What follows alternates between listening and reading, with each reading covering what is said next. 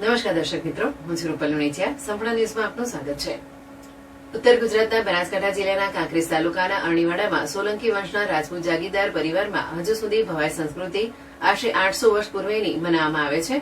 ત્યારે આધુનિક યુગમાં જૂની સંસ્કૃતિને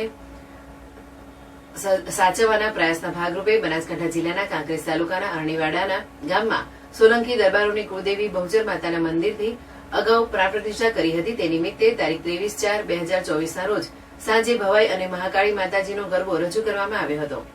સાબરકાંઠા જિલ્લાના હસમુખભાઈ નાયક, જીતુભાઈ નાયક, જયમીનભાઈ નાયક, બિપિનભાઈ નાયક, ગણપતભાઈ નાયક, શાંતિભાઈ નાયક તથા અન્ય કલાકારો દ્વારા પરંપરાગત રીતે ભવાઈ ભજવી બતાવી મનોરંજન પૂરું પાડ્યું હતું.